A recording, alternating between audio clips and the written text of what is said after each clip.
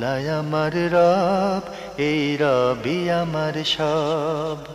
দামে দামে তুন মনে তারি অনুভব। তোমার দুনিয়াতে আমি যেদিকে তাকাই, অথই নিয়ামতে ডুবে আছি সবাই। পাক পাখালির গানে শুনি তসবি কলো রব, তসবি কলো রব। আল্লাহ আমার রব, এই রবি আমার। আসসালামু আলাইকুম, আলহামদুলিল্লাহ, আসসালাতু ওয়াসসালাম আলা রাসূলিল্লাহ। প্রিয় দর্শক, আপনারা যারা দেশে আছেন প্রবাসে, সবাইকে জানাই অনেক অনেক প্রীতি ও শুভেচ্ছা। শুরু হলো অ্যান্টিভি আয়োজিত এবং লাভ হলো নিবেদিত অনুষ্ঠান আপনার জিজ্ঞাসা। আপনাদের সাথে আছি আমি জয়নুল আবেদিন আজাদ। আর আপনাদের মনে থাকা প্রশ্নের জিজ্ঞাসার জবাব দিচ্ছেন বিশিষ্ট আলেম ডক্টর মোহাম্মদ সাইফুল্লাহ। আসসালামু আলাইকুম ওরহমতুল্লাহি ওয়া বারাকাতুহু। প্রিয় দর্শক, চলুন তাহলে জিজ্ঞাসার জগতে। শুরুতে একটি ইমেল, এটি পাঠিয়েছেন মোহাম্মদ আব্দুল হালিম, কাজীপাড়া, ঢাকা থেকে লিখেছেন। শুরুতে আপনারা আমাদেরকে ধন্যবাদ জানিয়েছেন সুন্দর একটি অনুষ্ঠান উপহার দেওয়ার জন্য। এরপরে এই অনুষ্ঠান সম্প্রচারের জন্য এনটিভি পরিবারকে শুভেচ্ছা জানিয়েছেন এবং শুভেচ্ছা জানিয়েছেন লাভ হলো আইসক্রিম কোম্পানিকেও। এরপরে আপনি দোয়া চেয়েছেন যে আপনার শরীর ভালো যাচ্ছে না, আমরা আপনার জন্য দোয়া করছি যেন আল্লাহ আপনাকে সুস্থ করে দেন। এরপরে আপনি প্রশ্ন করেছেন, জুমার নামাজে অনেকে দেখি দেরিতে এসে ঘাড় টপকে গায়ে পা লাগিয়ে সামনের কাতারে যেতে, এটা কতটা সহি? এই কাজটি ইসলামী শরীয়তের মধ্যে নিষিদ্ধ এবং হারাম। ওয়ানাহা রাসূলুল্লাহ সাল্লাল্লাহু আলাইহি ওয়াসাল্লাম তাখাত্তি রিকাব। রাসূলুল্লাহ সাল্লাল্লাহু আলাইহি ওয়াসাল্লাম মানুষের ঘাট টপকিয়ে জুমার সালাতে সামনে গিয়ে বসাকে নিষেধ করেছেন।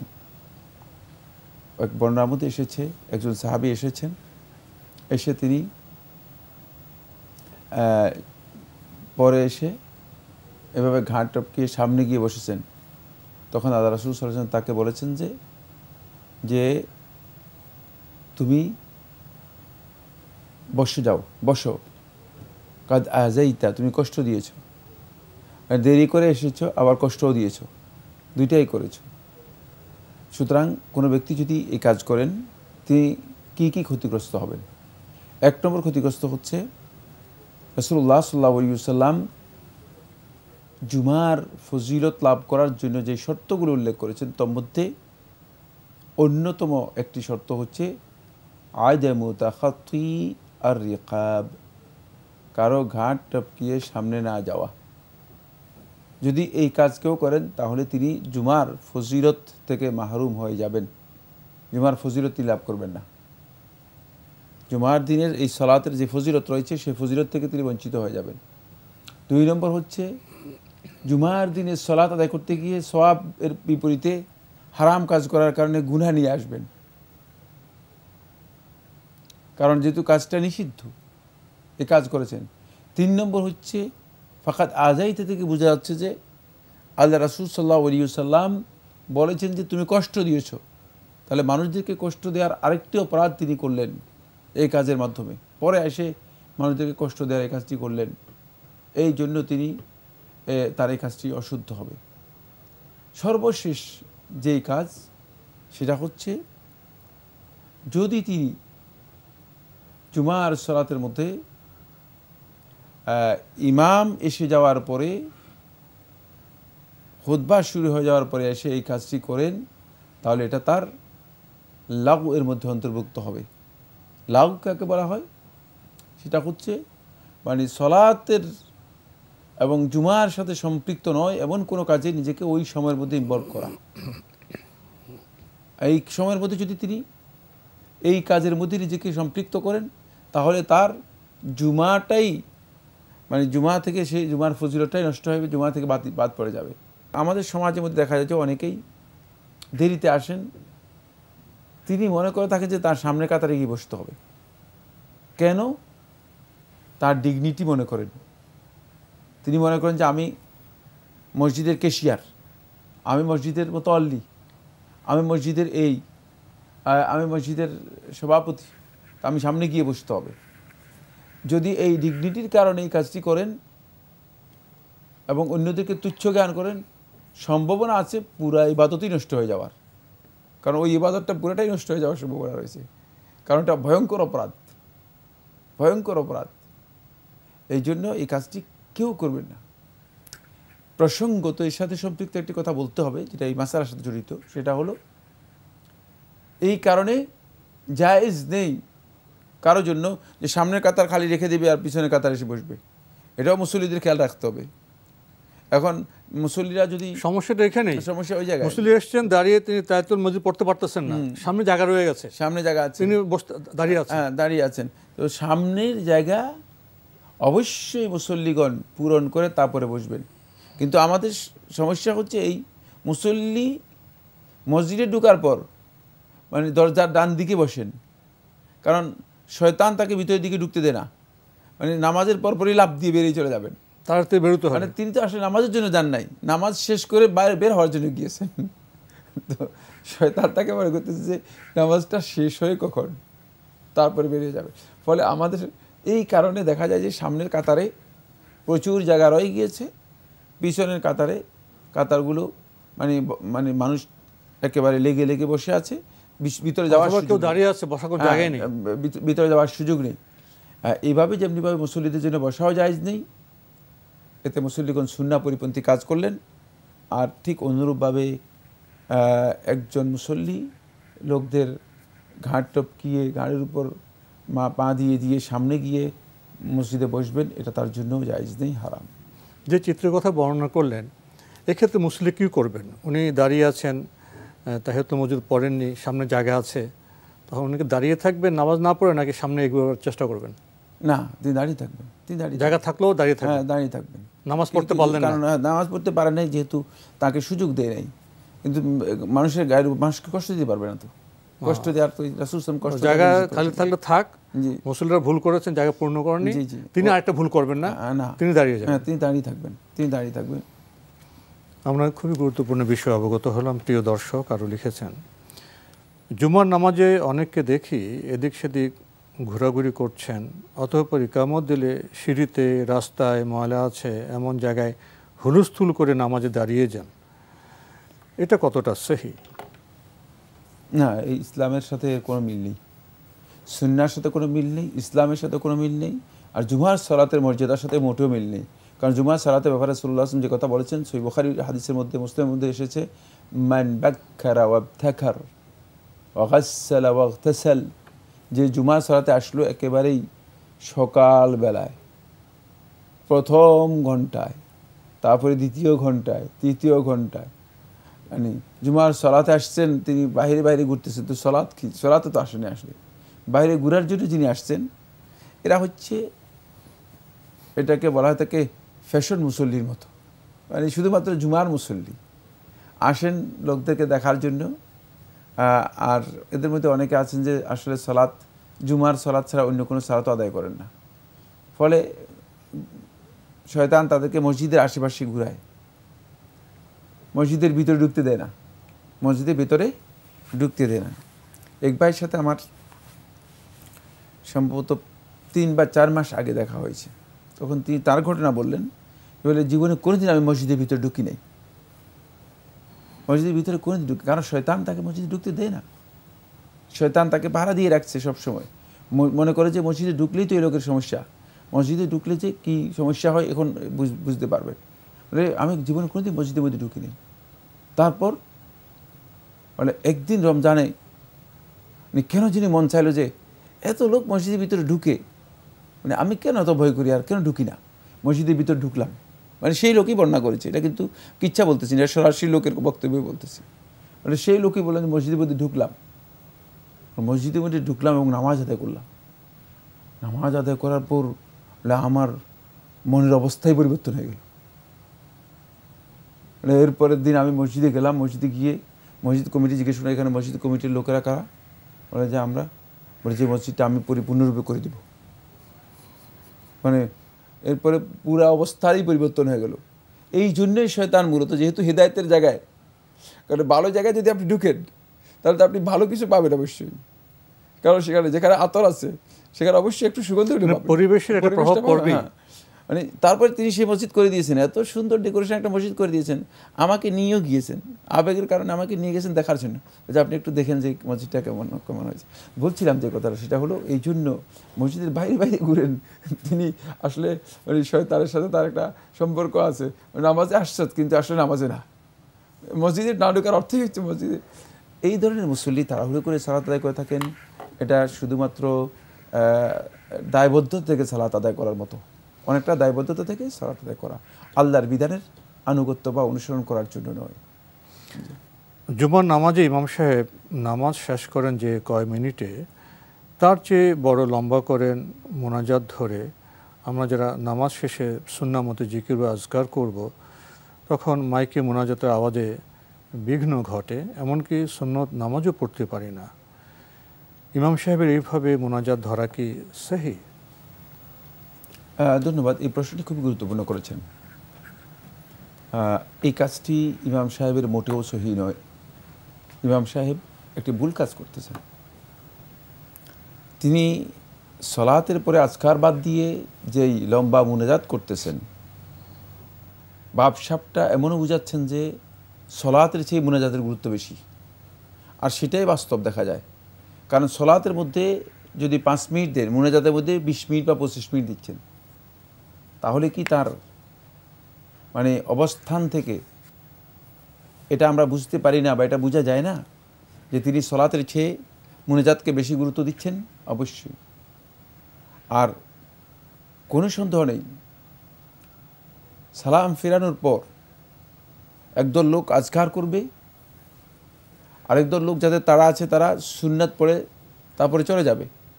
সেক্ষেত্রে তিনি তাদের আজকারের মধ্যে যেগুলো সুন্নাহ, রাসূলুল্লাহ সাল্লাল্লাহু আলাইহি ওয়াসাল্লামের সহি হাদিসের মাধ্যমে সাব্যস্ত হয়েছে, সেই সুন্নাহগুলো করতে একটা প্রতিবন্ধকতা তৈরি করছেন, একটা বিঘ্নিত করছেন, বাধা দিচ্ছেন সুন্নাহ আদায় করার ক্ষেত্রে। এরপরে সুন্নাহ আদায় করার ক্ষেত্রেও যথাযথভাবে পরিবেশ নষ্ট করছেন, কারণ তিনি মাইকে অনেক আওয়াজ দিয়ে মোনাজাত করছেন, অনেক আবেগের সাথে। হ্যাঁ, এই কাজগুলো সবগুলোই গর্হিত কাজ, সুন্নাহ পরিপন্থী কাজ। একদিক থেকে তার কাজটা বেদাত, সুন্নাহ পরিপন্থী, অপর দিক থেকে তিনি যেই কাজগুলো করতেছেন সেগুলো সুন্নাহকে তিনি কি করতেছেন? অপোজ করতেছেন, সুন্নাহর সাথে ধৃষ্টতা দেখাচ্ছেন। আজকার রাসূলুল্লাহ সাল্লাল্লাহু আলাইহি ওয়াসাল্লামের হাদিস দ্বারা প্রমাণিত সুন্নাহ, তারপরে বাদাল জুমার পরে 4 রাকাত পড়া রাসূলুল্লাহ সাল্লাল্লাহু আলাইহি ওয়াসাল্লামের একেবারে বিশুদ্ধ হাদিস দ্বারা বর্ণিত সুন্নাহ, যেহেতু আবু হুরায়রা বর্ণনা করেছেন, রাসূলুল্লাহ সাল্লাল্লাহু আলাইহি ওয়াসাল্লাম বলেছেন, মান সাল্লা বাদাল জুমআতি ফালিউসাল্লি আরবাআন, যে ব্যক্তি জুমার পরে সালাত আদায় করে সেজন্য 4 রাকাত সালাত আদায় করে। সুতরাং সবগুলো সহিহ রিওয়ায়াত দ্বারা সাব্যস্ত হয়েছে, অথচ তিনি সেগুলো না করে, সেগুলোর সুযোগ না দিয়ে তিনি তার মন গড়া তৈরি একটা ইবাদত এখানে কি করে দিয়েছেন? এস্টাবলিশ করে দিয়েছেন। তাহলে বোঝা গেল তার এই মন গড়া তৈরি করা এস্টাবলিশড ইবাদতের কারণে শুধুমাত্র বেদাত হচ্ছে তা নয়, বরং অনেক দিক থেকে সুন্নাহ বিঘ্নিত হচ্ছে। ফলে আল্লাহর বান্দাগণ ইবাদতের ক্ষেত্রে তারা ক্ষতিগ্রস্ত হচ্ছেন। এক্ষেত্রে উচিত হচ্ছে মসজিদ কমিটি যারা আছেন তারা দায় নিয়ে এই বিষয়গুলো বন্ধ করা। আমি মসজিদ কমিটি যে সমস্ত বাইরে আছেন তাদেরকে বলবো, কিয়ামতের দিন আপনারা জবাবদিহি করতে পারবেন না, কারণ আপনাদের মসজিদ কমিটি হওয়ার অর্থই হচ্ছে আপনার মসজিদ আল্লাহ এবং তার রাসূলের যেই বিধান রয়েছে সেই বিধান অনুযায়ী পরিচালনা করবেন। আমরা জানলাম বিষয়গুলো সম্পর্কে। প্রিয় দর্শক আরও লিখেছেন, আমার টাকা নেই কিন্তু হজে যাওয়ার খুব ইচ্ছে, নবীজির রওজা মোবারকের কাছে যদি একবার দাঁড়াতে পারতাম তবে নিজেকে সৌভাগ্যবান মনে করতাম। আমার এই তৃষ্ণা মেটানোর কোনো দোয়া আছে কি? প্রথম হচ্ছে আপনি যেটা বলেছেন যে আমার টাকা নেই কিন্তু আমি হজ করতে চাই, এটা ভালো ভালো বিষয়। কিন্তু পরে আপনি যেটা বলেছেন যে নবীজির রওজার সামনে দাঁড়াতে চাই, হজের সাথে আপনি এমন একটা জিনিস নিয়ে এসেছেন নবী সাল্লাল্লাহু আলাইহি ওয়াসাল্লামের ভালোবাসার সাথে যেটা সাংঘর্ষিক। আপনি হজে যাবেন ঠিক আছে, কিন্তু আপনার যদি উদ্দেশ্য হজে যাচ্ছেন নবী সাল্লাল্লাহু আলাইহি ওয়াসাল্লামের রওজা জিয়ারত করার জন্য, তাহলে আপনার কাজটা পুরোটাই পণ্ড হয়ে গেল, হজটাই ধ্বংস হয়ে গেল। কারণ রাসূলুল্লাহ সাল্লাল্লাহু আলাইহি ওয়াসাল্লাম কবর জিয়ারত করার জন্য সফর করা জায়েজ নেই। আপনি হজটাকে নষ্ট করে দিলেন, হজের সাথে কবর জিয়ারতকে রিলেট করলেন আর বললেন যে আমি উদ্দেশ্য হচ্ছে কবর জিয়ারতে করব এবং সেখানে ধন্য হব, তাহলে আরও ক্ষতি করলেন। মানে হজের সাথে কবর জিয়ারতের কোনো সম্পর্ক নেই। হ্যাঁ, যদি আপনি মদিনায় যান তাহলে আপনি কবর জিয়ারত করতে পারবেন, কোনো সন্দেহ নেই, কবর জিয়ারত করা আপনার জন্য বাধা নেই। কিন্তু আপনি প্রথমেই ভুল কথা বলে লক্ষ্যটা ভুল হয়ে গিয়েছে। লক্ষ্যটা হজে গেলেন, তো হজে গেলে তো আপনি মদিনাও যাবেন, যেতে পারেন, কিন্তু মসজিদ নববীতে নামাজ পড়লেন এবং ওখানে যাওয়ার কারণে আপনি কবর জিয়ারত করবেন। কিন্তু তিনি উদ্দেশ্য করে নিয়েছেন যে না, আমি এটাই হলো আমার উদ্দেশ্য, এ কারণে তার উদ্দেশ্যটা ভুল এবং এতে তিনি হজ পণ্ড করে দিবেন। হজটা তার উদ্দেশ্য ঠিক থাকবে না। হজ এটা ফরজ ইবাদত, কত গুরুত্বপূর্ণ বিষয়। এটার সাথে আপনি এমন একটা জিনিস রিলেট করে দিয়েছেন, কবর জিয়ারত হচ্ছে মুস্তাহাব বিষয়। আর রাসূলুল্লাহ সাল্লাল্লাহু আলাইহি ওয়াসাল্লাম পর আপনি সালাম ঘরে বসে দিলেও ফেরেশতা এই সালাম বহন করে রাসূলুল্লাহ সাল্লাল্লাহু আলাইহি ওয়াসাল্লামের কাছে নিয়ে যাবে। এটা আল্লাহর পক্ষ থেকে দায়িত্বপ্রাপ্ত ফেরেশতা আছে, আবু দাউদের riwayat-এর মধ্যে এসেছে। সুতরাং এটা নিয়ে আপনার টেনশন নেই। আপনি ওখানে যেতে হবে, কে বলেছে? ওখানে গেলে যেতেই হবে এটা শর্ত নয়। কিন্তু আপনি যদি যান অবশ্যই আল্লাহ রাসূল সাল্লাল্লাহু আলাইহি ওয়াসাল্লামের কবর জিয়ারত করবেন, এতেও কোনো সন্দেহ নেই। এখানে কোনো ভুল বুঝাবুঝির অবকাশ, আমরা নিষেধ করছি না, আমরা লক্ষ্য স্থির করতে বলছি। লক্ষ্য হবে হজ। হজে যাবেন, মসজিদ নববীতে আপনি গেলেন, দেখতে গেলেন, সেখানে নামাজ পড়লেন, সেখানে যখন গিয়েছেন তখন তো আপনি ইসলামের কবরটা জিয়ারত করবেন, সালাম করবেন। সফর মানে উদ্দেশ্যটাই নষ্ট করে দিয়েছে। এটা হলো এক নম্বর পয়েন্ট। দ্বিতীয় নম্বর পয়েন্ট যেটা, সেটা হলো আল্লাহ রাসূল সাল্লাল্লাহু আলাইহি ওয়াসাল্লামের এমন কোনো দোয়া, এমন কোনো বক্তব্য সাব্যস্ত হয়নি এর জন্য যে আপনি এটাকে সুনির্দিষ্ট এই দোয়া যে আল্লাহ মানে আমি হজের ব্যবস্থা করে দেন এরকম। কিন্তু এমনি আপনি দোয়া কবুলের সময়গুলোতে আল্লাহ তাআলার কাছে যদি এটা করেন যে আল্লাহ তোমার ঘরের জিয়ারত এটা তুমি আমার জন্য সহজ করে দাও, আমার জন্য অন্তপক্ষে যাতে তোমার ঘর জিয়ারত করতে পারি সেটা আমার জন্য নসিব করো, হজ করার জন্য আমাকে সুযোগ করে দাও। আল্লাহ তাআলার কাছে যদি দোয়া কবুলের এই সময়গুলোতে বলেন, আল্লাহ রাব্বুল আলামিন ব্যবস্থা করে দেন।